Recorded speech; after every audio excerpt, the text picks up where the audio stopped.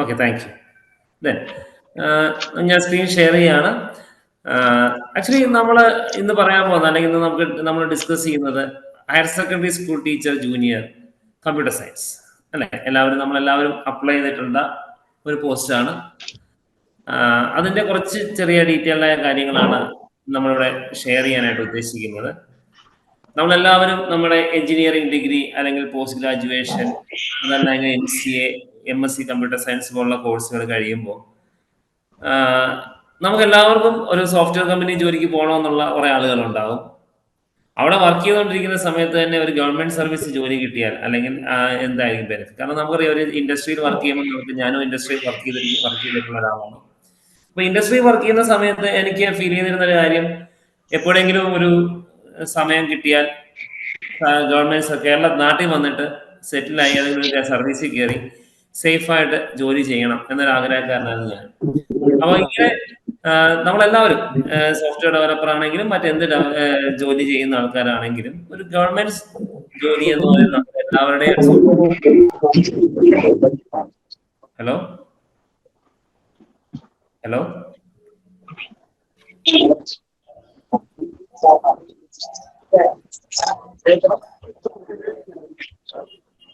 Hello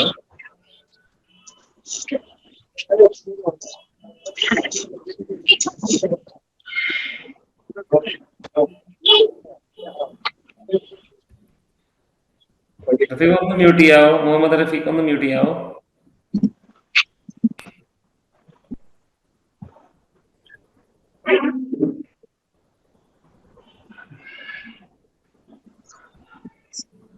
okay, ഞാൻ continue ചെയ്തോട്ടെ.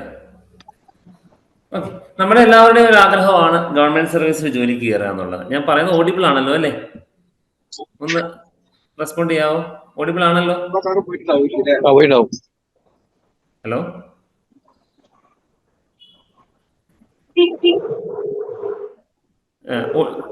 Okay, thank you. ഞാൻ പറയുന്നത് കേൾക്കാമല്ലോ? ഞാൻ കണ്ടിന്യൂ ചെയ്തോട്ടെ. ദെൻ അപ്പോൾ നമ്മുടെ എല്ലാവരുടെയും ആഗ്രഹങ്ങളിൽ ഒന്നാണ് ഒരു ഗവൺമെന്റ് സർവീസ് ജോലിക്ക് കയറാം. എന്തായിരിക്കും ഗവൺമെന്റ് സർവീസ് കയറുന്നതിന്റെ ബെനിഫിറ്റ്? നിങ്ങൾ ആർക്കെങ്കിലും ഒന്ന് എന്നോട് പറയാമോ? തിരിച്ചൊന്ന് റിപ്ലൈ ആവും. നമുക്ക് ജസ്റ്റ് ഡിസ്കഷൻ പോലെ പോയാൽ മതി. കാരണം നമുക്ക് രണ്ടുപേർക്കും നിങ്ങളെല്ലാവരും വർക്കിംഗ് ആണ്, അല്ലെങ്കിൽ നിങ്ങളെല്ലാവരും ഒരു പോസ്റ്റ് ഗ്രാജുവേഷൻ കോഴ്സ് കഴിഞ്ഞവരാണ്. അപ്പോൾ നിങ്ങൾക്ക് കുറേ ഐഡിയ ഇതിനകത്തുണ്ട്, നിങ്ങൾ കുറച്ച് റിസർച്ച് ഞാൻ നടത്തിയിട്ടുണ്ടാവും. അപ്പോൾ നിങ്ങൾ പറയുന്ന കുറേ കാര്യങ്ങൾ എന്നെ സംബന്ധിച്ചിട്ടും പുതിയ കാര്യങ്ങളായിരിക്കാം. അപ്പോൾ അതൊരു ജസ്റ്റ് ഒരു ഡിസ്കഷൻ പോലെ നമുക്ക് പോവാം. എന്തുകൊണ്ടായിരിക്കും ഗവൺമെന്റ് സർവീസ് നിങ്ങൾ പ്രിഫർ ചെയ്യുന്നത്? അതുകൊണ്ടാണല്ലോ നമ്മൾ ഈ ടെസ്റ്റ് എഴുതുന്നത്. എന്തായിരിക്കും ഗവൺമെന്റ് സർവീസ് പ്രിഫർ ചെയ്യാൻ കാരണം?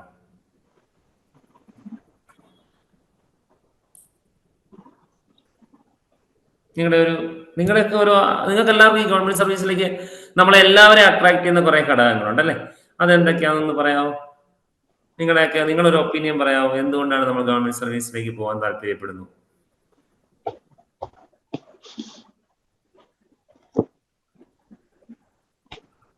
ആരും ഒന്നും മിണ്ടുന്നില്ല.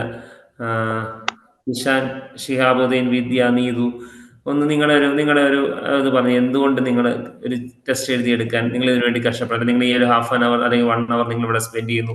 നിങ്ങൾ ഇനിയുള്ള ഓഗസ്റ്റ് 8ാം തീയതി വരെയുള്ള സമയം നിങ്ങൾ ഇതിന് പുറകെയുള്ള ഓട്ടത്തിലായിരിക്കും. എന്തുകൊണ്ട് നമ്മളൊരു ഗവൺമെന്റ് സർവീസിലേക്ക് പോകും? നിങ്ങളുടെ എല്ലാവരുടെയും ഒരു ജസ്റ്റ് നിങ്ങൾക്ക് വാട്ട് യു തിങ്ക് എന്നൊന്ന് അറിയാൻ വേണ്ടി മാത്രമാണ്. ഒന്ന് പറയാമോ? മെയിൻ ആയിട്ട് നമ്മളൊരു പെർമനന്റ് ആയിട്ട് ഒരു ഇൻകം, അതുപോലെ വർക്ക് പ്രഷർ കുറവായിരിക്കും കമ്പയർ ചെയ്യുമ്പോൾ. കറക്റ്റ്, അതൊരു ഫാക്ടർ തന്നെയാണ് അല്ലെ. At the end of the month 31st അല്ലെങ്കിൽ അടുത്ത മാസം 5ാം തീയതിക്ക് മുമ്പ് നമ്മളിലേക്ക് ഒരു ഫിക്സഡ് എമൗണ്ട് വരും എന്നുള്ള വിശ്വാസം അല്ലേ? അത് ശരിയാണ്. അത് വളരെ വലിയൊരു കാര്യമാണ്. കറക്റ്റ്, നമുക്ക് എല്ലാവർക്കും ഉള്ളൊരു കാര്യമാണ്. ഒരു സർവീസിലാണെങ്കിൽ, ഗവൺമെന്റ് സർവീസിലാണെങ്കിൽ we are assured that we will get this much at the end of this month എന്നുള്ള ഒരു ഇത് ശരിയാണ്. അത് വളരെ വലിയ പോസിറ്റീവായ കാര്യമാണ്. പിന്നെ വേറെ ജോബ് സെക്യൂരിറ്റി അല്ലെ? ജോബ് സെക്യൂരിറ്റി ഒരു ഘടകമാണ്. കാരണം മാർക്കറ്റിലെ ചേഞ്ചസ് ഒന്നും നമ്മുടെ ഈ ജോലിയെ ബാധിക്കത്തില്ല. മാത്രമല്ല നമ്മുടെ സൊസൈറ്റിയിലുള്ള സ്റ്റാറ്റസ് അല്ലെ, നമുക്ക് സൊസൈറ്റിയിലുള്ള സ്റ്റാറ്റസ് വളരെ ഡിഫറെന്റ് ആണ്. അത് ഒരു ഗവൺമെന്റ് സർവീസ്, അത് how much salary you are getting അതല്ല ഇതിനകത്ത് ഒരു ഫാക്ടർ. ഒരു ഗവൺമെന്റ് എംപ്ലോയി എന്ന് പറയുന്നത് കേരളത്തിന്റെ സൊസൈറ്റിയിൽ ഏറ്റവും കൂടുതൽ, ഞാൻ ഒരു സോഫ്റ്റ്വെയർ എഞ്ചിനീയറായിട്ട് വർക്ക് ചെയ്തിരുന്ന ആളാണ്. അന്ന് കാലത്ത് എനിക്ക് കിട്ടിയിരുന്ന സാലറി വലിയൊരു എമൗണ്ട് ആണ്. പക്ഷെ അത് അല്ല, salary is not a factor. നമ്മുടെ കേരളത്തിന്റെ ആസ്പെക്ടിൽ ഒരു ഇതിൽ വെച്ചിട്ട് സാലറി ഒരു ഫാക്ടർ അല്ല. അതിനേക്കാൾ കൂടുതൽ നമ്മുടെ സൊസൈറ്റൽ സ്റ്റാറ്റസ് ഒരു ഗവൺമെന്റ് ഉദ്യോഗസ്ഥർ കിട്ടുന്ന പോലെ എത്ര ഇൻ ടേംസ് ഓഫ് സാലറി ആണല്ലോ നമ്മൾ എപ്പോഴും ജോലിയെ പറയുന്നത്. ആണെങ്കിൽ എത്ര സാലറി ആണെന്ന് പറഞ്ഞാൽ പോലും അതാണ് നമ്മുടെ സ്റ്റാറ്റസ് സിമ്പൽ. ഗവൺമെന്റ് ജോലി അല്ലെങ്കിൽ ആ ID കാർഡ് എന്ന് പറയുന്നത് നമ്മുടെ എല്ലാവരുടെയും ഒരു സ്വപ്നമാണ് അല്ലെ. ആ ID കാർഡ് ഇട്ടുകൊണ്ട് നടക്കുക എന്ന് പറയുന്നത് അതെന്തുകൊണ്ടാണ് നമ്മൾ അത് ചിന്തിക്കുന്നത്? ആ ID കാർഡ് ഇട്ടുകൊണ്ട് എന്റെ വില, ഞാൻ പുറത്തേക്ക് സൊസൈറ്റിയിലേക്ക് ഇറങ്ങുമ്പോൾ എനിക്ക് കിട്ടുന്ന റെസ്പെക്ട്, എനിക്ക് കിട്ടുന്ന വാല്യൂ ആണ് ഈ സർവീസിന്റെ, ഈ ഗവൺമെന്റ് സർവീസിന്റെ ഏറ്റവും വലിയ ഏറ്റവും വലിയ അട്രാക്ഷൻ. രണ്ട്, നിങ്ങൾ നേരത്തെ പറഞ്ഞ ആള് നീതു ആണെന്ന് എന്റെ ഓർമ്മ. നീതു പറഞ്ഞ പോലെ നമുക്ക് കിട്ടുന്ന അഷ്വേർഡ് ഇൻകം അല്ലെ, അടുത്ത മാസം എനിക്ക് ഇത് കിട്ടും, അതുകൊണ്ട് എനിക്ക് പ്ലാൻ ചെയ്യാം. മാത്രമല്ല 5 വർഷം കൂടുമ്പോൾ നമുക്ക് സാലറിയില് നല്ല രീതിയിൽ ചേഞ്ച്, കഴിഞ്ഞ തവണത്തെ റിവിഷനൊക്കെ നമുക്ക് അറിയാവുന്ന, പേ റിവിഷനൊക്കെ വളരെ വലിയൊരു ചേഞ്ച് ആണ് നമുക്ക് ഉണ്ടായിരിക്കുന്നത് അല്ലെ. അപ്പൊ സാലറിയിലൊക്കെ ഉണ്ടായിരിക്കുന്നത്. അപ്പൊ അതൊക്കെ എന്ന് പറയുന്നത് വലിയൊരു ഫാക്ടറാണ് നമ്മളെ സംബന്ധിച്ചിട്ട്. കാരണം നമുക്ക് അത്രയും വലിയൊരു ഹൈക്ക് ഒന്നും ഒരു പ്രൈവറ്റ് സെക്ടറിൽ കിട്ടണമെന്നില്ല. കാരണം മാർക്കറ്റിംഗ് ഡിപ്പെൻഡ് ചെയ്തിരിക്കുന്നു, നമ്മുടെ കമ്പനിയുടെ പെർഫോമൻസിനെ ഡിപ്പെൻഡ് ചെയ്തിരിക്കുന്നു ഫാക്ടേഴ്സ്. നമ്മുടെ പെർഫോമൻസിനെ ആ ഒരു സാലറി കിട്ടും എന്ന് നമ്മൾ അഷ്യൂർഡ് ആണ് ഗവൺമെന്റ് സർവീസിൽ. അതുപോലെ സൊസൈറ്റൽ സ്റ്റാറ്റസ്. കറക്റ്റ്.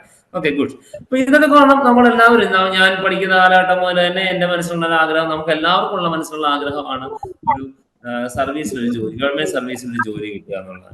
അപ്പൊ നമ്മുടെ ക്വാളിഫിക്കേഷൻ വെച്ചിട്ട് നമ്മൾ പഠിച്ച ക്വാളിഫിക്കേഷൻ വെച്ചിട്ട് ജോലി ചെയ്യുക, അല്ലെങ്കിൽ പഠിച്ച ക്വാളിഫിക്കേഷനിൽ ജോലി ചെയ്യാൻ സാധിക്കുക എന്ന് പറയുന്ന ജീവിതത്തിൽ ഒരു വലിയ ഭാഗ്യമാണ്. നമുക്കറിയാം, പല ആൾക്കാരും പഠിച്ച ബ്രാഞ്ചോ പഠിച്ച സബ്ജക്റ്റോ അല്ലാതെ മാറി ജോലി ചെയ്യുന്ന ഇഷ്ടം പോലെ ആളുകളുണ്ട്. ഇപ്പം എന്റെ ഫ്രണ്ട്സ് തന്നെ പലരും അതിനുശേഷം പോസ്റ്റ് ഓഫീസിൽ കയറിയവരുണ്ട്, അതിനുശേഷം ഡിഗ്രി ലെവൽ എക്സാംസ് എഴുതി കയറിയവരുണ്ട്.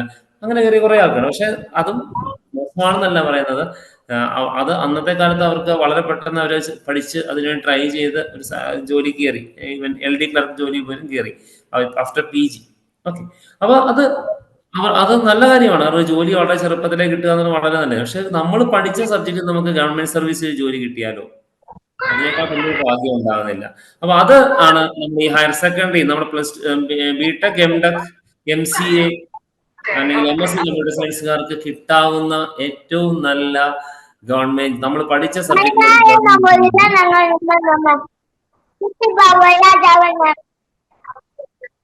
786 ഒന്ന് മ്യൂട്ട് ചെയ്തേക്കട്ടെ, ഞാൻ മ്യൂട്ട് ചെയ്യുകയാണേ.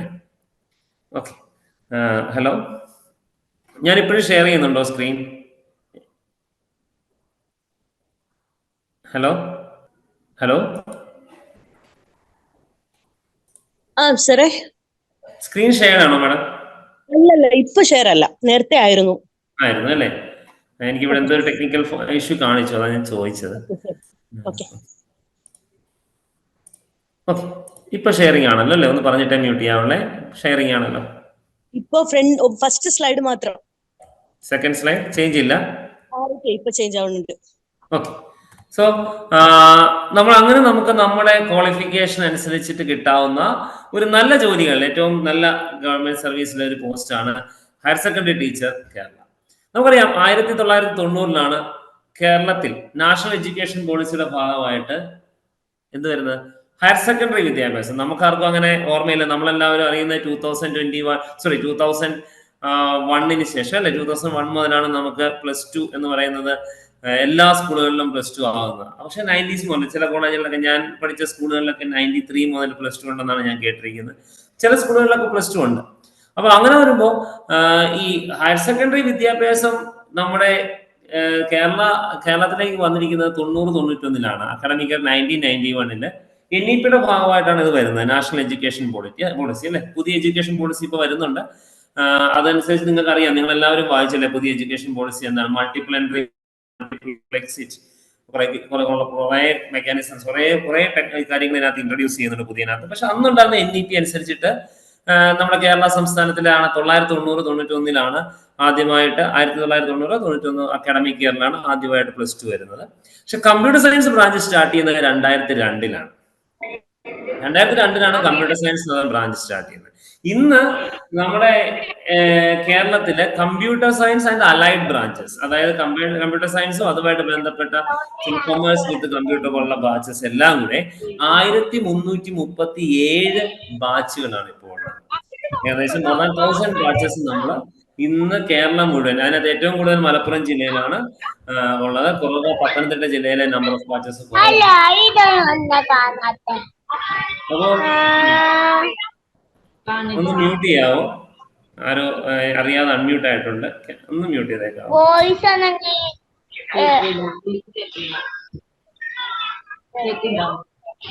ഓക്കെ. അപ്പൊ നമ്മൾ ഏകദേശം 1000-ഓളം ബാച്ചുകൾ നമുക്ക് ഇപ്പൊ നാട്ടിലുണ്ട്. നിങ്ങളൊന്ന് ആലോചിച്ചേ, ഒരു ബാച്ചിൽ ഒരു എത്ര ടീച്ചർമാർ വേണ്ടി വരും? എത്ര കമ്പ്യൂട്ടർ സയൻസ് ടീച്ചർമാർ വേണ്ടി വരും? ഒരു കമ്പ്യൂട്ടർ സയൻസ് ബാച്ച് എന്ന് പറഞ്ഞാൽ നിങ്ങൾക്ക് അറിയാം എങ്ങനെ കമ്പ്യൂട്ടർ സയൻസ് ബാച്ച് നമ്മൾ ഉദ്ദേശിക്കുന്നത് എങ്ങനെയാ? നിങ്ങളെല്ലാവരും അറിയാം, വർക്ക് ചെയ്യുന്ന ആൾക്കാരുണ്ടല്ലോ കമ്പ്യൂട്ടർ സയൻസില്, അല്ലെങ്കിൽ മറ്റു ബ്രാഞ്ചുകൾ.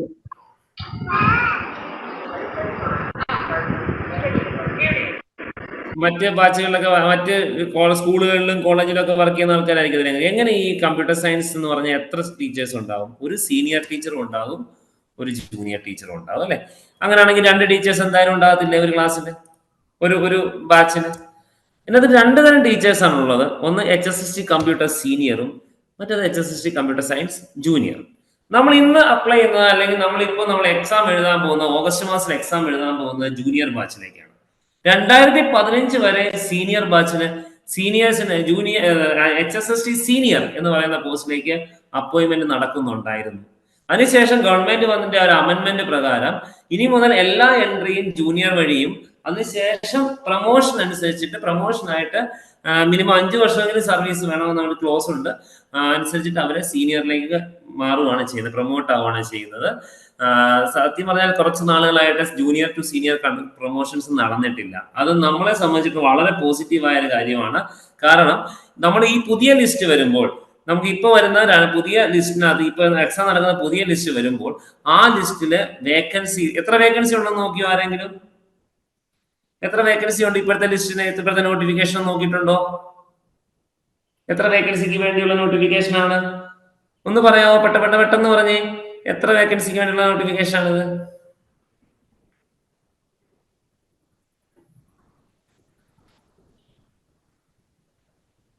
എത്ര വേക്കൻസി എന്ന് കണ്ടോ? ആരും നോക്കിയിട്ടുണ്ടോ? ഇവിടെ കാണിച്ചിരിക്കുന്ന ആന്റിസിപ്പേറ്റഡ് വേക്കൻസീസ് എന്നാണ്. അതായത് ഇനി വരാൻ പോകുന്ന, അടുത്ത 3 വർഷത്തേക്ക് വരാൻ പോകുന്ന പ്രതീക്ഷിക്കപ്പെടുന്ന ഒഴിവുകളിലേക്കാണ് ഈ HSST ജൂനിയർ എന്ന് പറയുന്ന പോസ്റ്റിംഗ്. അതായത് വളരെ കൂടുതൽ 150-ന് മേളിൽ വേക്കൻസീസ് ഉണ്ടാകാൻ സാധ്യതയുള്ള ഒരു എക്സാം ആണ് നമ്മൾ ഓഗസ്റ്റ് മാസത്തിൽ എഴുതാൻ പോകുന്നത്. കാരണം കഴിഞ്ഞ കുറെ വർഷങ്ങളായി, 5 വർഷത്തിനടുത്തായിട്ട് ജൂനിയർ ടു സീനിയർ പ്രൊമോഷൻസ് നടക്കുന്നില്ല. അത് ശേഷം, അതായത് ആ പ്രൊമോഷൻസ് വളരെ അടുത്തുണ്ട്, എന്തോ ടെക്നിക്കൽ റീസൺ കൊണ്ടാണ് നടക്കാത്തത്. അതിനുശേഷം ഈ പ്രൊമോഷൻ നടന്നു കഴിയുന്ന സമയത്ത് ഇതിനകത്തെല്ലാം ഈ ജൂനിയറിലുള്ള എല്ലാവരും സീനിയറിലേക്ക് പ്രൊമോട്ട് ചെയ്യും. വളരെ കൂടുതൽ പേര് സീനിയറിലേക്ക് പ്രൊമോട്ട് ആകും.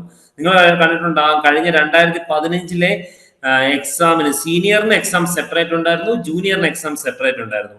സീനിയറിനകത്ത് 133 പേരെയാണ് സീനിയേഴ്സിനെ പ്രൊമോട്ട് ചെയ്തിരുന്നത്, സീനിയേഴ്സിനെ അപ്പോയിന്റ് ചെയ്തിരുന്നത്.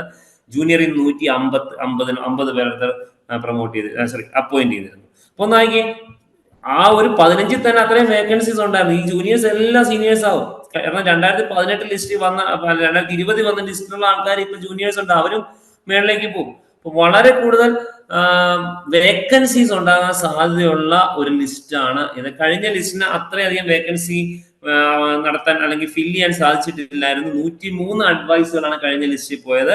പക്ഷെ ഈ ലിസ്റ്റിന് HSST എക്സാമിനെ സംബന്ധിച്ചിട്ട് ഏറ്റവും കുറഞ്ഞ നമ്പർ ഓഫ് അപ്പോയിന്റ്മെന്റ്സ് നടന്നത് കഴിഞ്ഞ ലിസ്റ്റിലാണ്, 103. നിങ്ങൾ പ്രീവിയസ് ഹിസ്റ്ററി നോക്കിയാൽ കാണാം, 103 ഏറ്റവും കുറവ്. അപ്പൊ നിങ്ങൾ ശ്രദ്ധിച്ചേ, നിങ്ങൾ ഏത് കമ്പ്യൂട്ടർ സയൻസ് റിലേറ്റഡ് ആയ ഏത് പോസ്റ്റിലേക്ക് അപ്ലൈ ചെയ്താലും നിങ്ങൾക്ക് കിട്ടാവുന്ന മാക്സിമം വേക്കൻസി 5-ഓ 10-ഓ ആണ്. പക്ഷെ ഈ ഒരു പോസ്റ്റിന്റെ പ്രത്യേകത, 100-ൽ കൂടുതൽ അപ്പോയിന്റ്മെന്റ്സ് നടക്കാൻ പറ്റുന്ന, ഏറ്റവും വളരെ പെട്ടെന്നായി റാങ്ക് ലിസ്റ്റ് പബ്ലിഷ് ചെയ്യുന്ന ഒരു എക്സാം ആണ് HSST കമ്പ്യൂട്ടർ സയൻസ്. അതായത് നിങ്ങൾക്ക് HSST കമ്പ്യൂട്ടർ സയൻസിന്റെ പ്രത്യേകത മറ്റെല്ലാ ലിസ്റ്റുകളെ അപേക്ഷിച്ചുള്ള പ്രത്യേകത, കമ്പ്യൂട്ടർ സയൻസ് റിലേറ്റഡ് ആയ മറ്റെല്ലാ പോസ്റ്റുകളെ നമ്മൾ അപേക്ഷിച്ച് ഈ ഒരു പോസ്റ്റിന്റെ പ്രത്യേകത ഇതിന്റെ എക്സാം വളരെ പെട്ടെന്ന് നടക്കും, ഇതിന്റെ റാങ്ക് ലിസ്റ്റ് ഷോർട്ട് ലിസ്റ്റ് പെട്ടെന്ന് വരും, ഇതിന്റെ ഇന്റർവ്യൂ പെട്ടെന്ന് നടക്കും, ഇതിന്റെ റാങ്ക് ലിസ്റ്റ് 1 വർഷത്തിനുള്ളിൽ പബ്ലിഷ് ആവും. അത്ര ഫാസ്റ്റ് ആയിട്ട് നടക്കുന്ന ഒരു എക്സാം ആണ് HSST computer science. Any HSST exam വളരെ ഫാസ്റ്റ് ആണ്. എല്ലാ 3 വർഷം കൂടുമ്പോഴും Kerala PSC HSST junior computer science വിളിക്കുന്നുണ്ട്. അപ്പൊ അത് വളരെ അധികം വേക്കൻസീസ് ഉള്ള ഒരു പോസ്റ്റ് ആണ്. ഇത്രയും വേക്കൻസി ഉള്ള ഒരു പോസ്റ്റ് നിങ്ങൾക്ക് ഇനി 3 വർഷത്തേക്ക് കിട്ടത്തില്ല, ഉറപ്പാണ്. ഓക്കെ, ദെൻ 2 തരം പോസ്റ്റുകളാണുള്ള, ഒന്ന് സീനിയറും ഒന്ന് ജൂനിയറും. ഞാൻ പറഞ്ഞിരുന്നു ജൂനിയറിലേക്ക് മാത്രമേ ഇപ്പൊ അപ്പോയിന്റ്മെന്റ് നടക്കുന്നുള്ളൂ. 2015 വരെ സീനിയർ എന്ന് പറഞ്ഞ പോസ്റ്റിലേക്ക് അപ്പോയിന്റ്മെന്റ് ഉണ്ടായിരുന്നു. HSST സീനിയർ ഗസറ്റഡ് പോസ്റ്റ് ആണ്. നമ്മൾ അപ്ലൈ ചെയ്തിരിക്കുന്ന HSST കമ്പ്യൂട്ടർ സയൻസ് ജൂനിയർ എന്ന് പറഞ്ഞാൽ നോൺ ഗസറ്റഡ് പോസ്റ്റ് ആണ്. ഏകദേശം 52,000 രൂപ ടേക്ക് ഹോം, അതായത് പഞ്ചായത്തിനാണെങ്കിൽ 52,000 രൂപയും കോർപ്പറേഷനിലാണെങ്കിൽ 56,000 രൂപ വരെയും ഗ്രോസ് സാലറി കിട്ടുന്ന ഒരു പോസ്റ്റാണ്. അതായത് തുടക്കത്തിൽ നമുക്ക് ഏകദേശം 1,00,000 രൂപ സാലറി കിട്ടുന്ന ഒരു പോസ്റ്റാണ് HSST കമ്പ്യൂട്ടർ സയൻസ് ജൂനിയർ. വളരെ പെട്ടെന്ന് തന്നെ നിങ്ങൾക്ക് 5 വർഷത്തിനുള്ളിൽ തന്നെ ഗസറ്റഡ് ഓഫീസറായിട്ട് മാറാൻ പറ്റുന്ന ഒരു പോസ്റ്റാണ്. നമുക്ക് ഇത്രയും ഈസി ആയിട്ട് ജോലി കിട്ടാൻ പറ്റുന്ന മറ്റൊരു പോസ്റ്റ് കേരള PSC കമ്പ്യൂട്ടർ സയൻസുകാർക്കില്ല. ഇപ്പോൾ ഇതിന്റെ ക്വാളിഫിക്കേഷൻ എന്ന് പറയുന്നത് നിങ്ങൾക്ക് അറിയാം, MTech അല്ലെങ്കിൽ ME, master of engineering in computer science or master of technology in computer science or IT. Computer സയൻസിലോ IT-ലോ കേരളത്തിലെ ഏതെങ്കിലും അംഗീകൃത യൂണിവേഴ്സിറ്റി അംഗീകരിച്ച അല്ലെ അപ്രൂവ് ചെയ്യപ്പെട്ടിരിക്കുന്ന ഒരു ബിരുദം. അപ്പൊ കേരളത്തിലെ യൂണിവേഴ്സിറ്റി എന്ന് പറയുമ്പോൾ ഉണ്ടാകുന്ന സംശയം, തമിഴ്നാട് നിന്ന് പഠിച്ചെന്ന് വന്നാലോ? No problem. കേരളത്തിന്റെ യൂണിവേഴ്സിറ്റിയുടെ ഇക്വാലൻസ് ഉണ്ടായാൽ മാത്രം മതി. നിങ്ങൾക്ക് എവിടെ നിന്ന് പഠിച്ചാലും കുഴപ്പമില്ല. It should be approved by any recognised university in Kerala എന്ന് മാത്രമേ ഉള്ളൂ. MTech അല്ലെങ്കിൽ ME ആണ് കമ്പ്യൂട്ടർ സയൻസിനോ IT-യിലുള്ള MTech അല്ലെങ്കിൽ ME ആണ് ഇതിന്റെ ക്വാളിഫിക്കേഷൻ, അലോങ് വിത്ത് MSc. ഇതിന് പുറമെ ഈ ക്വാളിഫിക്കേഷൻ ഉണ്ട്. അല്ലാതെ അപ്ലൈ ചെയ്യാൻ പറ്റുന്നത് MSc കമ്പ്യൂട്ടർ സയൻസുകാർക്കും IT-ക്കാർക്ക് MCA-ക്കാർക്ക്. ഏറ്റവും പെട്ടെന്ന് ഓർക്കുക, MCA-ക്കാർക്ക് അല്ലെങ്കിൽ MSc കമ്പ്യൂട്ടർ സയൻസ് IT-ക്കാർക്കുള്ള ഒരു സുവർണ അവസരമാണിത്. കാരണം ടീച്ചിങ് പോസ്റ്റില് ഇപ്പോൾ പുതിയൊരു അമെന്റ്മെന്റ് കേരള ടെക്നോളജിക്കൽ യൂണിവേഴ്സിറ്റി വന്നിട്ടുണ്ട്. MCA-ക്കാർക്ക് അസിസ്റ്റന്റ് പ്രൊഫസറായി ജോലി ചെയ്യണമെങ്കിൽ MCA + PhD വേണം എന്നൊരു നോട്ടിഫിക്കേഷൻ വന്നിട്ടുണ്ട്. അപ്പോൾ ടീച്ചിങ് എന്നുള്ള നമ്മുടെ സ്വപ്നങ്ങൾക്ക്, MCA-ക്കാരുടെ സ്വപ്നങ്ങൾക്ക് ഏറ്റവും കൂടുതൽ സ്കോപ്പ് ഉള്ള സ്ഥലമാണ് HSST എന്ന് പറയുന്ന സ്ഥലം. ബാക്കി എല്ലാ സ്ഥലങ്ങളിലും PhD പല രീതിയിലുള്ള ഇഷ്യൂസ് നടക്കുന്നുണ്ടായിരുന്നു കുറെ കാലമായിട്ട്. MCA-ക്കാർക്ക് പഠിപ്പിക്കാൻ പറ്റില്ല, എഞ്ചിനീയറിംഗ് കോളേജ് എന്നൊക്കെ ഒരു കൺഫ്യൂഷൻസ് ഉണ്ടായിരുന്നു. പല രീതിയിലുള്ള അമെന്റ്മെന്റ്സ് ഉണ്ടായിരുന്നു, പല കൺഫ്യൂഷൻസും പല ക്ലാരിഫിക്കേഷൻസും AICTയുടെ ഭാഗത്ത് തന്നെ വന്നിട്ടുണ്ടായിരുന്നു. പക്ഷെ ഇപ്പൊ KQ പുതിയ റൂൾ വന്നിട്ടുണ്ട്. പക്ഷെ ഇപ്പോഴും നിങ്ങൾ ശ്രദ്ധിക്കുക, ലാസ്റ്റ് വന്ന എഞ്ചിനീയറിംഗ് കോളേജ് അസിസ്റ്റന്റ് പ്രൊഫസർ, അതിനകത്ത് MCA അല്ലെങ്കിൽ MCA MSc കമ്പ്യൂട്ടർ സയൻസ് ഒന്നും ക്വാളിഫിക്കേഷൻ അല്ല. കാരണം സ്പെഷ്യൽ റൂൾ അമെന്റ് ആയിട്ടില്ല. അവിടെ ഇപ്പോഴും ക്വാളിഫിക്കേഷൻ നിങ്ങൾക്ക് MTech-ഓ MEO ഉണ്ടായിരിക്കണം എന്നാണ് പറയുന്നത്. അപ്പൊ MCA-ക്കാർക്കും MSc കമ്പ്യൂട്ടർ സയൻസുകാരുടെയും ഏറ്റവും സുവർണ അവസരമാണ് നിങ്ങൾക്ക് ഒരു ടീച്ചിങ് പോസ്റ്റ് കിട്ടാൻ. അതുകൊണ്ട് ഞാൻ MCA-ക്കാരോടും പറയുന്നത്, MSc-ക്കാരും ഈ ചാൻസ് ഒരിക്കലും മിസ് ചെയ്യരുത്. ഇങ്ങനെ ഈ ഒരു പറഞ്ഞ ക്വാളിഫിക്കേഷൻ ഇല്ല എങ്കിൽ, അങ്ങനെയുള്ള ആൾക്കാരില്ല എങ്കിൽ, അതായത് MTech-ക്കാരോ MSc-ക്കാരോ MCA-ക്കാരോ ഒന്നുമില്ലാത്ത ഒരു സാഹചര്യത്തിൽ BTech-ക്കാരെ പരിഗണിക്കുന്നതാണ്. ഈ computer science or BTech computer science, BTech computer science or IT അത് പരിഗണിക്കുന്നതാണ്. Or BTech in any branch. പക്ഷെ BTech in any branch means BTech mechanical കഴിഞ്ഞിട്ട് എന്ത് ചെയ്യണം? കമ്പ്യൂട്ടർ ആപ്ലിക്കേഷൻസിൽ PG ഡിപ്ലോമ എടുത്തിരിക്കണം. നമ്മളെ ലാൽ ബഹദൂർ ശാസ്ത്രി ഇൻസ്റ്റിറ്റ്യൂട്ട് LBS വരുന്ന ഏതെങ്കിലും ഒരു PG ഡിപ്ലോമ ഏതിലാണ്? കമ്പ്യൂട്ടർ ആപ്ലിക്കേഷൻസിലോ അല്ലെങ്കിൽ ഇലക്ട്രോണിക്സിലോ എടുത്തിരിക്കണം. ഇതും അല്ലെങ്കിൽ MSc മാത്തമാറ്റിക്സോ ഫിസിക്സോ സ്റ്റാറ്റിസ്റ്റിക്സോ പഠിച്ച ശേഷം ഈ പറഞ്ഞ പോലെ തന്നെ PG ഡിപ്ലോമ, PGDCA ഇല്ലേ, അത് എടുത്തിരിക്കണം. പക്ഷെ നിങ്ങൾ നോക്കിയേ, ഇങ്ങനൊരു സിറ്റുവേഷൻ ഒരിക്കലും വരത്തില്ല. 2013 ഇതിന്റെ പേരിൽ കേസ് കിടന്നാണ്. BTech കമ്പ്യൂട്ടർ സയൻസുകാരും MTech കമ്പ്യൂട്ടർ സയൻസുകാരും എല്ലാവരും ഈ എക്സാം എഴുതി. പക്ഷെ പ്രശ്നം വെച്ചാൽ അവസാനം കേസിന് പോയി ആ ലിസ്റ്റ് വളരെയധികം ഡിലേ ആയിട്ട് ആക്ച്വലി 9-ലാണ് തോന്നുന്നു ആ ലിസ്റ്റിന്റെ നോട്ടിഫിക്കേഷൻ വന്നത്. 13 കഴിഞ്ഞ് 14 ആയപ്പോഴാണ് കേസ് വിധി വന്നത്. കേസ് ഇങ്ങനെ ആയിരുന്നു, MTech-ക്കാർക്കാണ് കൊടുക്കേണ്ടത് അല്ലെങ്കിൽ MCA-ക്കാർക്കാണ് കൊടുക്കേണ്ടത്. അവരുടെ ആബ്സെൻസിൽ മാത്രം BTech-ക്കാരെ പരിഗണിക്കണം.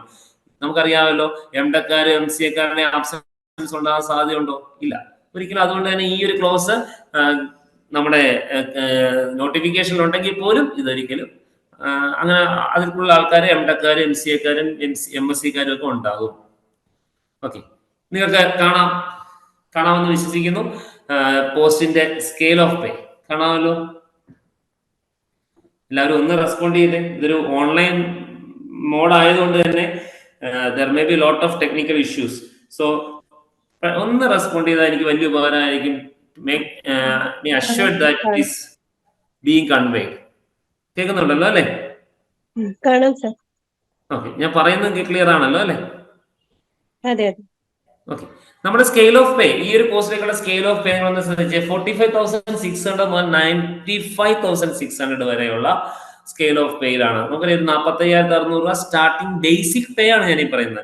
ഇപ്പോഴത്തെ DA നമുക്കറിയാലോ, DA പ്ലസ് ഇപ്പൊ കഴിഞ്ഞ ഏപ്രിൽ മുതൽ 2% DA കൂടെ വന്നിട്ടുണ്ട്. ഏകദേശം നമുക്ക് ഇതിൽ കൂടുതൽ കിട്ടേണ്ടതാണ്. ഏകദേശം ഇപ്പോ നിങ്ങൾക്ക് ടേക്ക് ഹോം ഏകദേശം 52,000 രൂപ കൊണ്ടുപോകാം. വീട്ടിൽ കൊണ്ടുപോകാന്നല്ല, ഗ്രോസ് സാലറി കിട്ടും. Then you can have deductions. അത് നിങ്ങളുടെ ഇഷ്ടം പോലെയാണ്. NDSഉം അതുപോലെ തന്നെ PF-ലേക്കുള്ള കോൺട്രിബ്യൂഷൻ നിങ്ങൾ കൊടുക്കുന്ന അനുസരിച്ച് മാറിക്കൊണ്ടിരിക്കും. ബട്ട് നോക്കുക, വളരെ പെട്ടെന്ന് തന്നെ അടുത്ത റിവിഷൻ വരുമ്പോൾ ഇതിന്റെ ഈ ഒരു വാല്യൂ, ഈ ഒരു ബേസിക് പേ ഒക്കെ വളരെയധികം ചേഞ്ച് ചെയ്യും. അപ്പൊ അതുകൊണ്ട് തന്നെ എങ്ങനെ പോയാലും നിങ്ങളുടെ ജോലി കിട്ടുന്ന സമയത്ത് നല്ലൊരു സ്കെയിൽ ഓഫ് മോർ ദാൻ 65,000 സാലറിയിൽ നിങ്ങൾക്ക് ഒരു ജോലിക്ക് കയറാം. ഏത്? നിങ്ങളെ HSST ജൂനിയർ പോസ്റ്റ് എക്സാം എഴുതി ക്രാക്ക് ചെയ്ത് കയറാൻ പറ്റിയാൽ. നമ്പർ ഓഫ് വേക്കൻസീസ് ആന്റിസിപ്പേറ്റഡ് ആണ്. ഇനി വരാൻ പോകുന്ന അടുത്ത 3 വർഷത്തേക്കുള്ള പ്രതീക്ഷിക്കപ്പെടുന്ന വേക്കൻസികളിലേക്കാണ് ഈ ഒരു പോസ്റ്റിലേക്ക് എക്സാം നടക്കുന്നത്. കാറ്റഗറി നമ്പർ നിങ്ങൾക്ക് എല്ലാവർക്കും അറിയാം. നിങ്ങൾക്ക് ഓൾറെഡി നോട്ടിഫിക്കേഷൻസും നിങ്ങളുടെ മെസ്സേജസും എല്ലാം വന്നാണ്. 410/2023. ഇതിന്റെ നോട്ടിഫിക്കേഷൻ വന്നത് കഴിഞ്ഞ വർഷം 2023 ഒക്ടോബർ 30 നവംബർ മാസം വരെയായിരുന്നു ഇതിന്റെ ലാസ്റ്റ് ഡേറ്റ് ഉണ്ടായിരുന്നത്. എക്സാം നമുക്കറിയാം ഓഗസ്റ്റ് 8 ഞാൻ കൂടുതൽ അതിനകത്ത് പറയേണ്ട കാര്യമില്ലെന്ന് തോന്നുന്നു. നിങ്ങളെല്ലാം വായിച്ചിട്ടുള്ള കാര്യങ്ങളാണ്. നോട്ടിഫിക്കേഷനുള്ള കാര്യങ്ങൾ ഞാൻ അതുപോലെ എഴുതിയിരിക്കുകയാണ്. ഞാൻ ഇതിന് മുമ്പ് പറയാൻ പോകുന്നത് ഇതിന്റെ കഴിഞ്ഞ ലിസ്റ്റിനെ കുറിച്ചാണ്. കഴിഞ്ഞ ലിസ്റ്റ് ആക്ച്വലി നിങ്ങൾ ശ്രദ്ധിച്ചാൽ മതി. 2017 ഓഗസ്റ്റ് മാസം 30 ഇതിന്റെ നോട്ടിഫിക്കേഷൻ വരുന്നത്. ഈ നോട്ടിഫിക്കേഷൻ ഒരു പ്രത്യേകത വെച്ച് കഴിഞ്ഞാൽ, അതാണ് ഞാൻ എപ്പോഴും പറയുന്നത്, ഒരു ഗവൺമെന്റ് ഒരു PSC ടെസ്റ്റ് എഴുതിയ റാങ്ക് ലിസ്റ്റ് വരാനുള്ള സമയം എന്ന് പറയുന്നത് 1-2 വർഷം. ഞാനൊക്കെ പണ്ട് എഴുതിക്കൊണ്ടിരുന്ന സമയത്ത് 3 വർഷം 4 വർഷങ്ങൾ പ്രോസസ് ചെയ്താണ് ഈ PSC റാങ്ക് ലിസ്റ്റ്. പക്ഷെ ഇപ്പൊ വളരെ ഫാസ്റ്റ് ആയി PSC. 2017 വന്ന ഈ ലിസ്റ്റിന്റെ എക്സാം നടന്നത് 2018 ഫെബ്രുവരിയിലാണ്. കൃത്യം 6 മാസം കൊണ്ട് അവർ എക്സാം നടത്തി. ഫെബ്രുവരി 1 ഇതിന്റെ എക്സാം. കൃത്യം 6 മാസം കൊണ്ട് ഇവർ എക്സാം നടത്തി. അതിനുശേഷം ഷോർട്ട് ലിസ്റ്റ് ചെയ്തു. ഷോർട്ട് ലിസ്റ്റ് ചെയ്ത ശേഷം അതിന്റെ ഇന്റർവ്യൂ നടത്തി. 2020 ഓഗസ്റ്റ് മാസം അവിടെ ചെറിയൊരു ഡിലേ വന്നിരുന്നു. ആ സമയത്ത് കാരണം ആഫ്റ്റർ കോവിഡ് ഇഷ്യൂസ് ഒക്കെ വന്ന സമയത്ത് ഇച്ചിരി ഡിലേ വന്നിരുന്നു. 2020 ഓഗസ്റ്റ് മാസം ജൂലൈ മാസം റാങ്ക് ലിസ്റ്റ് പബ്ലിഷ് ചെയ്തു. കട്ട് ഓഫ് മാർക്ക് 46.67 ആയിരുന്നു. ആ വർഷത്തെ കട്ട് ഓഫ് മാർക്ക് 46.67 ആയിരുന്നു. 295 പേരായിരുന്നു മെയിൻ ലിസ്റ്റിൽ ഉണ്ടായിരുന്നത്. ഈ 295 പേരിൽ 103 അഡ്വൈസുകളാണ് ഇതുവരെ പോയിരിക്കുന്നത്. ഇതുവരെ ലിസ്റ്റ് എക്സോസ്റ്റഡ് ആയിട്ട് PSCയുടെ സൈറ്റിനകത്ത് രേഖപ്പെടുത്തിയിട്ടില്ല. 3 വർഷം കഴിഞ്ഞു. ഈ 2024 ആയപ്പോഴത്തേക്ക് 2024 3 വർഷം കഴിഞ്ഞു. പക്ഷെ ഇപ്പോഴും ലിസ്റ്റ് എക്സോസ്റ്റഡ് അല്ല. ലിസ്റ്റിനകത്ത് ഇപ്പോഴും എക്സോസ്റ്റഡ് എന്ന് മാർക്ക് ചെയ്തിട്ടില്ല. പക്ഷെ നമ്പർ ഓഫ് അഡ്വൈസസ് ഇപ്പൊ 103 ഇതുവരെ.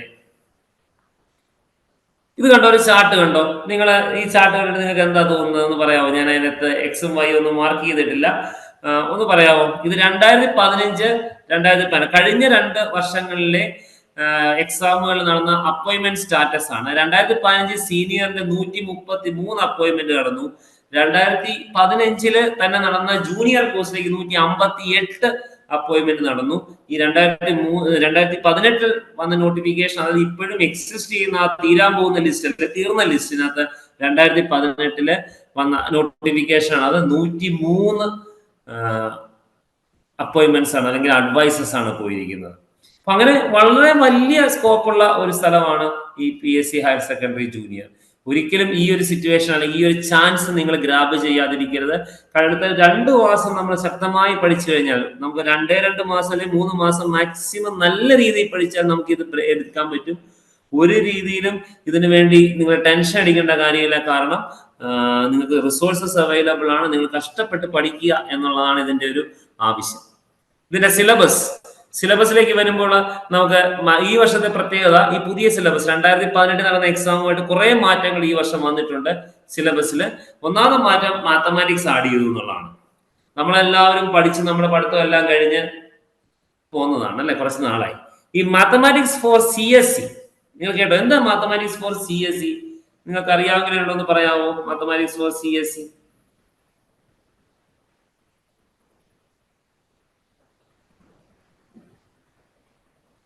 എന്താ? Mathematics four CSE computer science engineering. അതെ, കമ്പ്യൂട്ടർ സയൻസ് എഞ്ചിനീയറിംഗുകാർക്ക് വേണ്ടിയുള്ള മാത്തമാറ്റിക്സ്. അതെന്തായിരുന്നു? നമ്മൾ പഠിച്ചാണ് അല്ലെ? ഒന്ന് ഓർമ്മയുണ്ടോ? നിങ്ങൾ ഡിസ്ക്രീറ്റ് കമ്പ്യൂട്ടേഷണൽ സ്ട്രക്ചേഴ്സ് പഠിച്ച ഓർമ്മയുണ്ടോ? ഡിസ്ക്രീറ്റ് കമ്പ്യൂട്ടേഷണൽ സ്ട്രക്ചേഴ്സ് ഒരു പേപ്പർ പഠിച്ചിട്ടുണ്ടോ? എഞ്ചിനീയറിംഗിലെ ഇപ്പോഴത്തെ സിലബസിൽ S3 ആ പേപ്പർ ഉണ്ട്. പഴയ സിലബസിലും S3 തന്നെയാണ്. ഡിസ്ക്രീറ്റ് മാത്തമാറ്റിക്സ് എന്നാണ് ചില പേരിൽ. ഇപ്പൊ പുതിയ പേര് ഡിസ്ക്രീറ്റ് മാത്തമാറ്റിക്കൽ സ്ട്രക്ചർ എന്നാണ്. നേരത്തെ ഡിസ്ക്രീറ്റ് കമ്പ്യൂട്ടേഷണൽ സ്ട്രക്ചർ എന്നായിരുന്നു. അതിനകത്ത് നിങ്ങൾ കേട്ടോ ടോട്ടോളജി, ഗ്രാഫ്, എബീലിയൻ ഗ്രൂപ്പ്, ഇങ്ങനെ പറയുന്ന കുറെ പോർഷൻസ് അതാണ് ഇതിനകത്ത് വരുന്നത് മാത്തമാറ്റിക്സ് ഫോർ CSE. പിന്നെ അതുപോലെ മെട്രിക്സ് വരുന്നുണ്ട്. മെട്രിക്സ്, എയ്ഗൺ മെട്രിക്സ് അറിയത്തില്ലേ? നമുക്ക് എല്ലാവരും കേട്ടുള്ളത്. അങ്ങനെ 16 മാർക്ക് നമ്മൾ പ്യുവർ മെട്രിക്സ് മാത്തമാറ്റിക്സ് ആണ്. പിന്നെയുള്ള 16 മാർക്ക് വരുന്നത് കമ്പ്യൂട്ടർ ഓർഗനൈസേഷൻ ആൻഡ് ആർക്കിടെക്ചർ. നിങ്ങൾ സിലബസ് എടുത്താൽ കാണാം, വളരെ സിമ്പിൾ പോർഷൻ ആണ് ഈ കമ്പ്യൂട്ടർ ഓർഗനൈസേഷൻ ആൻഡ് ആർക്കിടെക്ചറിനകത്ത് കവർ ചെയ്യുന്നത്. അതിനകത്ത് ഡിജിറ്റൽ, അത് ബൈനറി, ബൂളിയൻ, അതുപോലെ ആർഡർ, സബ്ട്രാക്ടർ, അതുപോലുള്ള കുറെ കാര്യങ്ങളെ കുറിച്ച് ഡീറ്റെയിൽഡ് ആയിട്ട് പോകുന്നുണ്ട്. പക്ഷെ നിങ്ങൾ കൃത്യമായി പഠിക്കണം. കാരണം PSCയുടെ ഒരു പ്രത്യേകത, നിങ്ങൾ എല്ലാവരും വളരെ അടുത്ത് എക്സാം എഴുതുന്ന ആൾക്കാരല്ലേ. PSCയുടെ മോഡെല്ലാം മാറി, കുറച്ചും കൂടെ സ്റ്റാൻഡേർഡ് കൂടി, ക്വസ്റ്റ്യൻസിന്റെ ലെവൽ കൂടി. PSC എക്സാംസ് ക്വസ്റ്റ്യൻ ഇടുന്ന ആളുകൾക്ക് പലർക്കും വരുന്ന ഒരു ഇതാണ്, ഒരു 40%. നമുക്ക് 100 ക്വസ്റ്റ്യൻ ഇല്ലേ? ഈ 100 ക്വസ്റ്റ്യൻ 40 ക്വസ്റ്റ്യൻ എങ്കിലും എന്ത് ചെയ്യുക? ടഫ് ക്വസ്റ്റ്യൻ ഇടുക. അത് വളരെ ടഫ് ക്വസ്റ്റ്യൻ ഇടുക. അതായത് കാൻഡിഡേറ്റിന് വർക്കൗട്ട് ചെയ്ത് സമയമെടുത്ത് പ്രോബ്ലമാറ്റിക് ആയിട്ട് ചെയ്ത് കണ്ടുപിടിക്കുന്നതാണ് ആദ്യത്തെ 40 ക്വസ്റ്റ്യൻ. പിന്നെ വരുന്ന 60 ക്വസ്റ്റ്യൻ ഇത് പോകുന്ന ഇൻസ്ട്രക്ഷൻ ആണ്. ആർക്ക്? ക്വസ്റ്റ്യൻ പേപ്പർ സെറ്റ് ചെയ്യുന്നവർക്ക് പോകുന്ന ഇൻസ്ട്രക്ഷൻ ആണ്. First 40 questions should be very tough. പിന്നെ വരുന്ന 60 ക്വസ്റ്റ്യൻ എന്തായിരിക്കണം? It should not be tough. But എന്താണ്? നമ്മുടെ കാൻഡിഡേറ്റ് ഒറ്റ നോട്ടത്തിൽ അയാൾക്ക് ആൻസർ ചെയ്യാൻ പറ്റരുത്. There should be something to do. അതായത് എന്തെങ്കിലും ഉണ്ടാണ് അയാൾക്ക് ചെയ്ത് നോക്കാൻ. അല്ലാതെ വെറുതെ ഡയറക്റ്റ് നമ്മൾ സിംപ്ലി ബബിൾ ചെയ്യത്തില്ല. ആ രീതിയിലേക്ക് പോകാൻ പാടില്ല എന്ന് തന്നെ പറയുന്നുണ്ട്. അതുകൊണ്ട് തന്നെ കാൻഡിഡേറ്റിന് വളരെ ടഫായ രീതിയിലുള്ള ക്വസ്റ്റ്യൻസ് ആണ് ഇപ്പോൾ PSCയുടെ സൈഡിൽ നിന്ന് വരുന്നത്. നല്ലതാണ്, ക്വാളിറ്റിയുള്ള ആളുകളെ നമുക്ക് സർവീസിലേക്ക് കിട്ടും എന്നുള്ള വലിയ നല്ല കാര്യമാണ്. പക്ഷെ അങ്ങനെയാണ് ഇപ്പൊ പോകുന്നത്. അപ്പൊ അതുകൊണ്ട് തന്നെ നിങ്ങൾ വളരെ ക്ലീൻ ആയിട്ട് ഈ സബ്ജക്റ്റുകൾ, നമുക്കറിയാം അധിക സബ്ജക്റ്റുകളില്ല, 6 സബ്ജക്റ്റുകൾ പഠിച്ചാൽ മതി. ഒന്ന് മാത്തമാറ്റിക്സ് ആണ്. അതിനകത്ത് നമ്മുടെ നമ്മൾ പഠിച്ച ലീനിയർ ഓൾജിബ്ര, അതുപോലെ ഡിസ്ക്രീറ്റ് മാത്തമാറ്റിക്സ്, ഇതുപോലുള്ള കാര്യങ്ങളെല്ലാം അതിനകത്ത് വരുന്നുണ്ട്. സെക്കൻഡ് കമ്പ്യൂട്ടർ ഓർഗനൈസേഷൻ, നമ്മുടെ ഡിജിറ്റൽ കമ്പ്യൂട്ടർ പ്രിൻസിപ്പിൾസ് അല്ലെങ്കിൽ switching theory and logic design എന്ന് പറഞ്ഞാൽ നമ്മൾ പഠിച്ച order, subtractor, Boolean values, binary number, octal number conversion, അങ്ങനെയുള്ള കാര്യങ്ങളെല്ലാം വരുന്നു. പിന്നെ ക്യാഷ് മെമ്മറി, മെമ്മറി ആർക്കിടെക്ചർ, അതുപോലുള്ള കാര്യങ്ങളാണ്. അഡ്രസ്സിംഗ് മോഡ്സ്, അതൊക്കെ ഷുവർ ക്വസ്റ്റ്യൻ ആണ് അഡ്രസ്സിംഗ് മോഡ്സ് ഒക്കെ. അപ്പൊ അതെല്ലാമാണ് നമ്മുടെ സെക്കൻഡ് മോഡ്യൂളിൽ വരുന്നത്. തേർഡ് മോഡ്യൂളിൽ പ്രോഗ്രാമിംഗ് ലാംഗ്വേജസ് ആൻഡ് ഡാറ്റാബേസ് ആണ്. അവിടെ നിങ്ങൾ ശ്രദ്ധിക്കുക, പ്രോഗ്രാമിംഗ് ലാംഗ്വേജിനകത്ത് നിങ്ങൾ C++ഉം ജാവയും ഒന്നും അവർ സ്പെസിഫിക് ആയിട്ട് പറയുന്നില്ല, പക്ഷേ അവിടെ ക്വസ്റ്റ്യൻസ് ഉണ്ടാകും. കഴിഞ്ഞ വർഷത്തേക്ക് 2018 സിലബസ് ഒക്കെ എടുത്ത് നോക്കിക്കഴിഞ്ഞാൽ C++ഉം ജാവയൊക്കെ ബേസ് ചെയ്ത് കുറെ ക്വസ്റ്റ്യൻസ് ഉണ്ടായിരുന്നു. അതുകൊണ്ട് തന്നെ ക്വസ്റ്റ്യൻസ് അവിടെ നിന്ന് ഉണ്ടാകും. ഇതിന് വരുന്നത് തിയററ്റിക്കൽ കമ്പ്യൂട്ടർ സയൻസ് ആണ്. അവിടെ വരുന്നത് മോഡ്യൂൾ 4 ഡാറ്റാ സ്ട്രക്ചേഴ്സ് ആണ്. ഡാറ്റാ സ്ട്രക്ചറിന് പുറമെ ഒരു വില്ലനും കൂടെ വരുന്നുണ്ട്, തിയറി ഓഫ് കമ്പ്യൂട്ടേഷൻ. നമ്മളെല്ലാവരും ബിടെക് പഠിക്കും. ഹലോ സർ, ഒരു ഡൗട്ട്. പ്രോഗ്രാമിംഗ് ലാംഗ്വേജസിന്റെ സെക്ഷനിൽ നിന്ന് ജാവ ക്വസ്റ്റ്യൻസ് എക്സ്പെക്ട് ചെയ്യാൻ പറ്റുമോ? എക്സ്പെക്ട് ചെയ്യണം മാഡം. കാരണം വെച്ചാൽ കഴിഞ്ഞ വർഷങ്ങളിൽ ഇങ്ങനെ തന്നെയായിരുന്നു പോയത്. പക്ഷെ അവിടെ നമുക്ക് ഡീറ്റെയിൽഡ് ആയിട്ട് ജാവ പറയുന്നുണ്ട്. ഇത്തവണത്തെ സിലബസ് ഒരു ഒട്ടും ഡീറ്റെയിൽഡ് സിലബസ് അല്ല വന്നിരിക്കുന്നത്. പക്ഷേ ഹൈസ്കൂൾ ഹയർ സെക്കൻഡറി സ്കൂൾ ടീച്ചറിന്റെ എക്സാമിന് എല്ലാ വർഷങ്ങളും കൃത്യമായി ജാവ എന്ന ക്വസ്റ്റ്യൻ വരുന്നുണ്ട്. നമുക്ക് ഡീറ്റെയിൽഡ് ആയിട്ട് ഇത്തവണ നമ്മുടെ സിലബസ് ഇത്തവണ അത്ര ഡീറ്റെയിൽഡ് അല്ല. 2018 2023 ഒരു സിലബസ് വന്നിട്ടുണ്ട്. ഈ 2 സിലബസ് എടുത്തു കഴിഞ്ഞാൽ നിങ്ങൾക്ക് മനസ്സിലാവും ഈ സിലബസ് ഒട്ടും ഡീറ്റെയിൽഡ് അല്ല എന്നുള്ളത്. അത് നോക്കിയിട്ടേ പഠിക്കാവുള്ളൂ. കാരണം കഴിഞ്ഞ 2018 പ്രത്യേകം ഞാൻ പറയാം. ക്വസ്റ്റ്യൻ പേപ്പർ കണ്ടിട്ടുണ്ടോ കഴിഞ്ഞ 2018? ശ്രദ്ധിച്ച കണ്ടായിരുന്നോ? ഹലോ മാഡം, 2018 ക്വസ്റ്റ്യൻ കണ്ടായിരുന്നോ? ക്വസ്റ്റ്യൻ പേപ്പർ കണ്ടിരുന്നോ? കണ്ടിട്ടുണ്ടായിരുന്നു. 2018 ക്വസ്റ്റ്യൻ പേപ്പറിനകത്ത് നമ്മൾ സിലബസിൽ പഠിച്ചിരുന്ന കമ്പ്യൂട്ടർ നെറ്റ്വർക്ക്സ് എന്ന് പറയുന്ന ഒരു പോർഷൻ ഉണ്ടായിരുന്നു. അതായിരുന്നു നമ്മുടെ സിലബസ്. ഡാറ്റ കമ്മ്യൂണിക്കേഷൻ നമ്മൾ പഠിക്കുന്നത് അല്ലേ, അതുണ്ടായിരുന്നു. പക്ഷേ ക്വസ്റ്റ്യൻ വന്നിരുന്നത് കൂടുതലും മൊബൈൽ കമ്പ്യൂട്ടിംഗ്. നമ്മൾ ബിടെക്കിന്റെ ഒരു പേപ്പർ ഉണ്ട്, അല്ലെങ്കിൽ നമ്മൾ ഏത് കോഴ്സിനും മൊബൈൽ കമ്മ്യൂണിക്കേഷൻ അല്ലെങ്കിൽ മൊബൈൽ കമ്പ്യൂട്ടിംഗ് ഒരു പേപ്പർ ഉണ്ട്. ബ്ലൂടൂത്ത് അതിന്റെ ആർക്കിടെക്ചർ, GSM അതിന്റെ ആർക്കിടെക്ചർ, ഇതിൽ നിന്നൊരു 10 ക്വസ്റ്റ്യൻ എങ്കിലും ഉണ്ടായിരുന്നു. അപ്പൊ അലൈഡ് ക്വസ്റ്റ്യൻസ്, അതായത് നമ്മളോട് പറയുന്നതിന്റെ റിലേറ്റഡ് ആയ ക്വസ്റ്റ്യൻസ് എന്ത് വേണമെങ്കിലും ചോദിക്കാം. പ്രോഗ്രാമിംഗ് ലാംഗ്വേജസ് എന്ന് പറയുന്നിടത്ത് നിങ്ങൾ കോൺസെപ്റ്റ് മാത്രം പോരാ, അവിടെ പറയുന്നുണ്ട് പോളിമോർഫിസം, ഇൻഹെറിറ്റൻസ് ഒക്കെ പറയുന്നുണ്ട്. അത് സബ്ജക്ട് അല്ല, ലാംഗ്വേജ് സ്പെസിഫിക് ആയിട്ട് തന്നെ പഠിക്കണം. Okay, so which is that inheritance not supported by Java? ഏതാ? Multiple inheritance. അതെ, മൾട്ടിപ്പിൾ ഇൻഹെറിറ്റൻസ്. അപ്പൊ അത് ജാവയെ റിലേറ്റ് ചെയ്തല്ലേ ചോദിക്കാൻ പറ്റുമോ ക്വസ്റ്റ്യൻ അല്ലെ? കാരണം മറ്റെല്ലാ ഒബ്ജക്ട് ഓറിയന്റഡ് ലാംഗ്വേജുകളും ഉണ്ട്, പക്ഷെ ജാവയിലില്ല. അപ്പം സ്പെസിഫിക് ആയിരിക്കും, ക്വസ്റ്റ്യൻസ് സ്പെസിഫിക് ആയിട്ട് ഉണ്ടാവും, അല്ലാതെ ചോദിക്കാതെ വിടത്തില്ല കേട്ടോ. തിയറി ഓഫ് കമ്പ്യൂട്ടേഷൻ ആണ് ഇവിടെ നമ്മുടെ ഒരു ചെറിയ പ്രശ്നം വരുന്നത്. കാരണം ബിടെക് ITക്ക് നേരത്തെ ഒരു എലക്ടീവ് പേപ്പർ ആയിരുന്നു തിയറി ഓഫ് കമ്പ്യൂട്ടേഷൻ. MCAക്ക് ആ പേപ്പർ ഉണ്ടോ എന്ന് എനിക്കൊരു ഡൗട്ട് ഉണ്ട്. അപ്പൊ അത് സത്യമായി നമ്മളെ സംബന്ധിച്ച് 16 മാർക്ക് അവിടെയാണ്. ഡാറ്റാ സ്ട്രക്ചറിന്റെ കൂടെ വരുന്ന ഒരു ടോപ്പിക്കാണ്. 8 ക്വസ്റ്റ്യൻസ് എങ്കിലും TOC ഉണ്ടാവും. അതുകൊണ്ട് കൃത്യമായ ഒരു പ്ലാനിങ് അതിനു വേണ്ടി ഉണ്ടാകണം. ഓപ്പറേറ്റിംഗ് സിസ്റ്റവും കമ്പ്യൂട്ടർ നെറ്റ്വർക്കും കൂടിയാണ് 16 മാർക്ക്. ഇവിടെ ഓർക്കുക, കമ്പ്യൂട്ടർ നെറ്റ്വർക്ക്സിന് അതൊരു ക്രൂഷ്യൽ സബ്ജക്റ്റ് ആണ്. നിങ്ങളുടെ ക്വസ്റ്റ്യൻ പേപ്പറിൽ കൂടുതൽ ക്വസ്റ്റ്യൻസും കമ്പ്യൂട്ടർ നെറ്റ്വർക്സിൽ നിന്ന് ഉണ്ടാകും. ഈ 16 മാർക്ക് എന്ന് പറഞ്ഞാലും ഇതിനകത്ത് കൂടുതൽ മാർക്കും ക്വസ്റ്റ്യനും കമ്പ്യൂട്ടർ നെറ്റ്വർക്സിൽ നിന്നാണ് ഷെയർ ചെയ്യാൻ സാധ്യത കൂടുതൽ. അതുകൊണ്ടാണ് വളരെ ക്രൂഷ്യൽ ആയിട്ട് പഠിച്ചുകൊണ്ട് പോകേണ്ടതാണ്. ഇൻഫർമേഷൻ ടെക്നോളജിക്കകത്ത് പുതിയ വരുന്ന കുറെ ലാംഗ്വേജ് ലൈക്ക് XML. എന്താണ് XML? ഇതൊക്കെ ഇങ്ങനെയുള്ള കുറെ ക്വസ്റ്റ്യൻസ് ഉണ്ടാവും. XML എന്താണ്? അതുപോലെ നമ്മൾ പറയാറില്ലേ അജാക്സ് എന്താണ് അല്ലേ? ഇതൊക്കെ നമ്മൾ കേട്ടില്ലേ? ഈ കുറെ ലാംഗ്വേജുകളൊക്കെ പേര് കേട്ടില്ലേ? ഇതൊക്കെ ചോദിക്കും. ഇങ്ങനെയുള്ള അതിൽ നിന്നെല്ലാം ക്വസ്റ്റ്യൻസ് ചോദിക്കും. അതുകൊണ്ട് തന്നെ വളരെ ഡീറ്റെയിൽഡ് ആയിട്ട് നല്ല രീതിയിൽ പ്രിപ്പയർ ചെയ്ത് പോവുക. നിങ്ങൾക്ക് ഒരു 65 മാർക്സിന് മേളിലെങ്കിലും എങ്കിലും ഉണ്ടാവണം. കാരണം പഴയ ലിസ്റ്റ് നിങ്ങൾ കണ്ടിരുന്നു, 295 പേരെ നിങ്ങൾ അവരിൽ ഷോർട്ട് ലിസ്റ്റ് ചെയ്തിട്ടാണ് മെയിൻ ലിസ്റ്റ് ഇൻക്ലൂഡ് ചെയ്തിട്ടാണ് 103 പേർക്ക് അഡ്വൈസ് പോയി. ഇപ്പോഴത്തെ ഒരു ട്രെൻഡ് അങ്ങനെ അല്ലേ? അങ്ങനെ അല്ല. നമ്പർ ഓഫ് വേക്കൻസീസിന് അനുസരിച്ച് എന്ത് ചെയ്യുന്നുള്ളൂ, റാങ്ക് ലിസ്റ്റ് ഫർണിഷ് ചെയ്യുന്നുള്ളൂ. അതുകൊണ്ട് തന്നെ അതിനകത്ത് എടുക്കാൻ വരുന്ന ആളുകളുടെ എണ്ണത്തിനൊക്കെ കുറവുണ്ടാവും. അതുകൊണ്ട് നിർബന്ധമായി നിങ്ങൾ നല്ല രീതിയിൽ ഇത് പഠിച്ചുകൊണ്ട് വേണം. ഒരു 60 മാർക്സ് എങ്കിലും മിനിമം വാങ്ങിച്ചാലേ നമുക്ക് ഈ റാങ്ക് ലിസ്റ്റിനകത്ത് ഇൻക്ലൂഡ് ചെയ്യപ്പെടാൻ സാധിക്കുകയുള്ളൂ. അതുകൊണ്ട് അത് അത്രയും നല്ല ഇന്റൻസീവ് ആയിട്ടുള്ള പഠനം നിങ്ങളുടെ ഭാഗത്തു നിന്ന് ഉണ്ടാകണം. കൃത്യമായി പോകണം.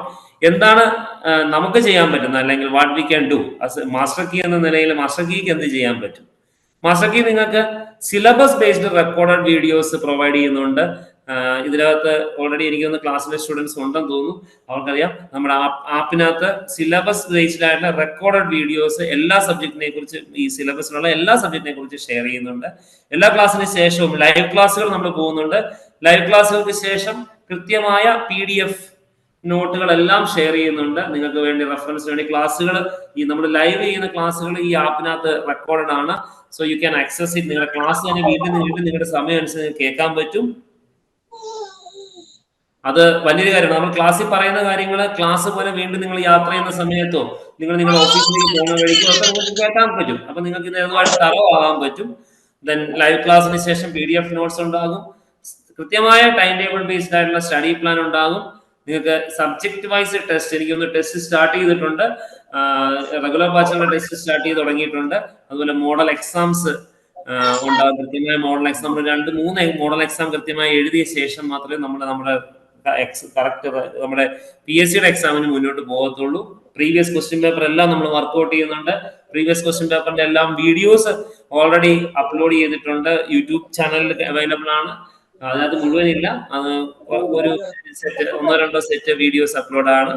അതിനകത്ത് ഓരോ വീഡിയോസ് അവൈലബിൾ ആണ്. നിങ്ങൾക്ക് പഴയ പ്രീവിയസ് ക്വസ്റ്റ്യൻ പേപ്പറിന്റെ സൊല്യൂഷൻസ്, പുതിയ ക്വസ്റ്റ്യൻസ് ഉദ്ദേശിക്കുന്നത്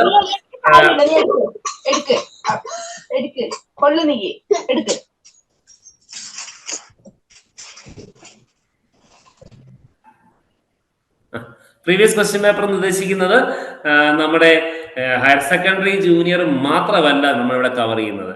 കാരണം ക്വസ്റ്റ്യൻ എന്തും വരാം. അതുകൊണ്ട് 2009 ശേഷം 2023 വരെ കേരള PSC കമ്പ്യൂട്ടർ റിലേറ്റഡ് ആയ ഏത് എക്സാമിനും ചോദിച്ച ക്വസ്റ്റ്യൻസ് നമ്മൾ ഡിസ്കസ് ചെയ്യുന്നുണ്ട്. ക്ലാസ്സുകളിൽ അങ്ങനെ ഡിസ്കസ് ചെയ്താണ് പോണത്. ക്ലാസ്സിൽ അറ്റൻഡ് ചെയ്തവർക്ക് അറിയാം. ലൈവ് ക്ലാസ്സുകളിലെല്ലാം നമ്മൾ ഈ പ്രീവിയസ് ക്വസ്റ്റ്യൻ പേപ്പർ ഡിസ്കഷൻ എന്ന് പറയുന്നത് ഹയർ സെക്കൻഡറി ജൂനിയറിന്റെ 3 ക്വസ്റ്റ്യൻ പേപ്പർ മാത്രമല്ല, 2009 ശേഷമുള്ള ഏത് ക്വസ്റ്റ്യൻ പേപ്പറിനകത്തുള്ള ക്വസ്റ്റ്യനും നമ്മൾ ഡിസ്കസ് ചെയ്യുന്നുണ്ട്. കമ്പ്യൂട്ടർ റിലേറ്റഡ് ആയ ക്വസ്റ്റ്യൻസ് സബ്ജക്ട് എക്സാംസ് നടന്നതിന്. അപ്പൊ അതുകൊണ്ട് തന്നെ വളരെ കൃത്യമായിട്ട് നിങ്ങൾ ഇതിന്റെ പുറകെ നമ്മൾ ഒരുമിച്ച് ശക്തമായിട്ട് പഠിച്ചാൽ നമുക്കിത് ക്രാക്ക് ചെയ്യാവുന്നേ ഉള്ളൂ. വളരെ പലരുടെയും ലാസ്റ്റ് ചാൻസ് ആണ് ഈ പറയുന്ന higher secondary school teacher junior. ഇനി കുറച്ച് നാൾ കഴിയുമ്പോൾ ഉള്ള ഒരു ചെറിയ ബുദ്ധിമുട്ടൂടെ ഞാൻ പറഞ്ഞോട്ടെ. ഇത്തവണ ക്രാക്ക് ചെയ്യാൻ പറ്റിയില്ലെങ്കിൽ ഉണ്ടാകുന്ന ബുദ്ധിമുട്ടാണ്. നിങ്ങൾക്കറിയാമല്ലോ, നമ്മുടെ ഹയർ സെക്കൻഡറി ലയനം അല്ലെ, നമ്മൾ കുറെ കാലമായിട്ട് കേട്ടോണ്ടിരിക്കുന്നതാണ്. ഇനി മുതൽ 9, 10, 11, 12 ക്ലാസ്സുകൾ ഒരുമിച്ച് പഠിപ്പിക്കും, ടീച്ചേഴ്സ് പഠിപ്പിക്കും. അപ്പൊ നമുക്ക് ഉള്ള പ്രശ്നം എന്ന് വെച്ചാൽ ഈ ഹയർ സെക്കൻഡറിയിലുള്ള ടീച്ചേഴ്സിന്റെ വേക്കൻസീസ്, അതായത് നമുക്ക് എന്താ പറയുന്നത്, ഇത് ഒരുമിച്ച് വരും. അപ്പൊ അടുത്തൊരു ലിസ്റ്റിലേക്ക് നമ്മൾ ഈ ഒരു ലിസ്റ്റ് വരുന്ന ഈ ഒരു ലിസ്റ്റ് നല്ലപോലെ അപ്പോയിന്റ്മെന്റ്സ് കിടക്കും. പിന്നെ ഇത്രയും വേക്കൻസിയുള്ള ഒരു നോട്ടിഫിക്കേഷൻ വരുമോ എന്നുള്ളത് നമുക്ക് പറയാൻ പറ്റത്തില്ല. കാരണം ലയനം വന്നു കഴിയുമ്പോൾ ഉള്ള പാറ്റേൺ എല്ലാം ഡിഫറെന്റ് ആയിരിക്കും. അതുകൊണ്ട് തന്നെ കൃത്യമായിട്ട് നിങ്ങൾ പ്ലാൻ ചെയ്ത് ഇത്തവണ തന്നെ ഈ ഒരു കോഴ്സ്, ഈ ഒരു പോസ്റ്റിൽ നിങ്ങൾ ജോലിക്ക് കയറിയിരിക്കണം. അത് നിങ്ങൾ വളരെ മൈൻഡിൽ നിങ്ങൾ പറഞ്ഞ് മനസ്സിലാക്കി പഠിപ്പിക്കുക. എന്നിട്ട് ഇതിനു വേണ്ടി പഠിച്ചു തുടങ്ങുക. നമ്മുടെ കയ്യിൽ ഇപ്പൊ നമ്മുടെ മെയ് ആണ്. നമുക്കിനി 3 മാസം മുമ്പിലുണ്ട്. 3 മാസം ഇല്ല, 2.5 മാസം നമ്മുടെ മുമ്പിലുണ്ട്. ഈ 2.5 മാസം വളരെ, അതായത് ഏകദേശം 75 ഡേയ്സ് നല്ല രീതിയിൽ പ്രിപ്പയർ ചെയ്താൽ നമുക്കൊരു 60ക്ക് മേളിൽ മാർക്ക് മേടിക്കാവുന്ന കാര്യമുള്ളൂ. ഹയർ സെക്കൻഡറി ജൂനിയർ എന്ന് പറയുന്നത് വലിയൊരു ബുദ്ധിമുട്ടുള്ള എക്സാം അല്ല. അതുകൊണ്ട് തന്നെ നിങ്ങൾ പഠിച്ചിട്ട് എഴുതുവാണെങ്കിൽ ഉറപ്പായിട്ട് കിട്ടും. ഓക്കെ, ഇത്രയാണ് എനിക്ക് എൻ്റെ ഭാഗത്തു നിന്ന് പറയാനുള്ളത്. Any questions?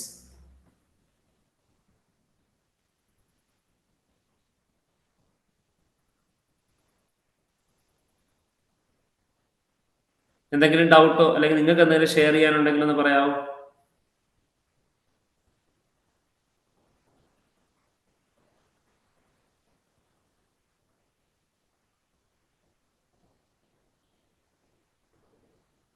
നിങ്ങളുടെ സൈഡിൽ നിന്ന് എന്തെങ്കിലും ഷെയർ ചെയ്യാനുണ്ടെങ്കിൽ?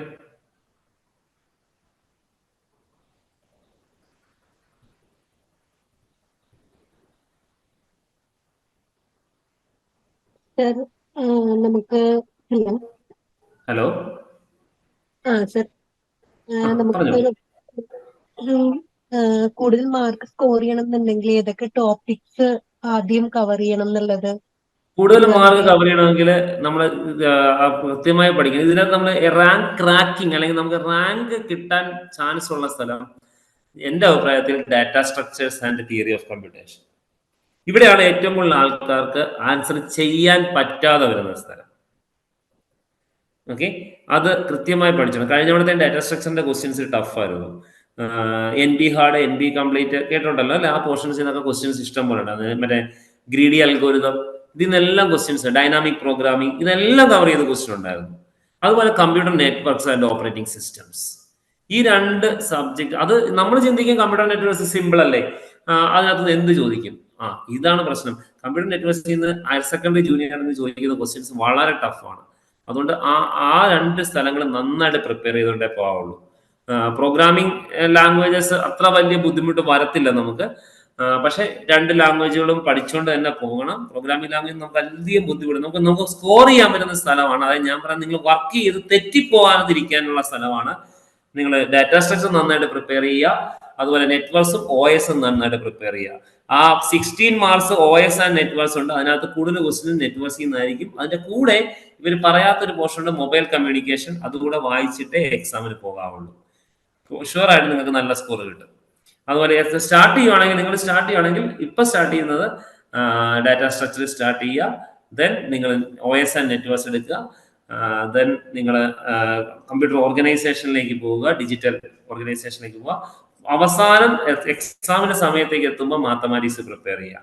മാത്തമാറ്റിക്സിൽ പലരും ഇത്തവണ പുതിയതായിട്ട് വന്നതുകൊണ്ട് തന്നെ മാത്തമാറ്റിക്സ് ഒരു പുതിയ അഡീഷൻ ആണ്. അപ്പൊ അതുകൊണ്ട് തന്നെ കുറച്ച് പ്രിപ്പറേഷൻസ് എല്ലാ ഭാഗത്തുനിന്നും കുറവായിരിക്കും. നമ്മുടെ ഈ സമയം നമ്മളൊന്ന് നന്നായിട്ട് പ്രിപ്പയർ ചെയ്താൽ മാത്സും ക്രാക്ക് ചെയ്യാൻ പറ്റും. ക്ലിയർ ആണല്ലോ അല്ലേ ഞാൻ പറഞ്ഞത്? ഓക്കെ. വേറെ എന്തെങ്കിലും ക്വസ്റ്റ്യൻ ഉണ്ടോ? ചാറ്റിൽ ഇടല്ലേ, കാരണം ഞാൻ ഈ ഒരു വിൻഡോയിൽ നിൽക്കുന്ന ചാറ്റ് പലപ്പോഴും കാണാൻ പറ്റത്തില്ല. ഞാൻ ഈ സ്ലൈഡിൽ നിൽക്കുന്നതുകൊണ്ട്. ആർക്കെങ്കിലും വേറെ എന്തെങ്കിലും ക്വസ്റ്റ്യൻ ഉണ്ടോ? ഉണ്ടെങ്കിൽ ചോദിച്ചിട്ട്.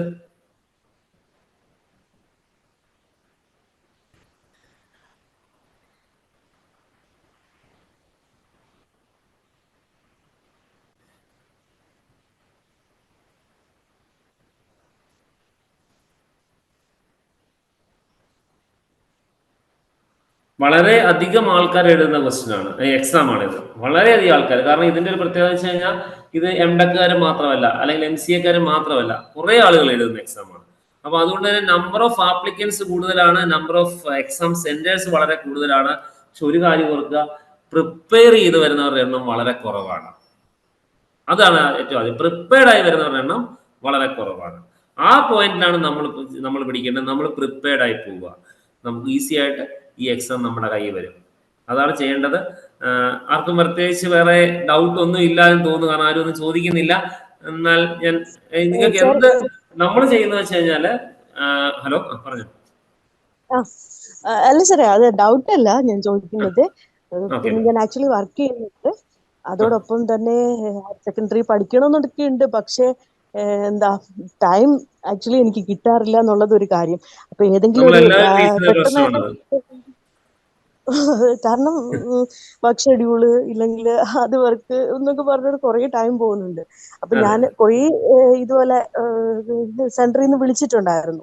ഞാൻ ഇതുവരെ ആക്ച്വലി ജോയിൻ ചെയ്തില്ല. അപ്പൊ ഇപ്പം പെട്ടെന്ന് ഒരു ഇൻസ്പയർഡ് ആയിട്ട് എവിടെയെങ്കിലും ഒന്ന് ജോയിൻ ചെയ്യാമല്ലോ, കാരണം 2 മാസമല്ലേ ഉള്ളൂ. അപ്പൊ എനിക്ക് ഇതുണ്ട്. അപ്പം എങ്ങനെയാ എനിക്ക് അറിയേണ്ടത്, പേഴ്സണലി അറിയേണ്ടതായിരുന്നു. കോഴ്സ് സ്ട്രക്ചർ അവിടുത്തേത് എങ്ങനെയാണ് എന്താന്ന് അറിയണമായിരുന്നു ഒരു കാര്യം.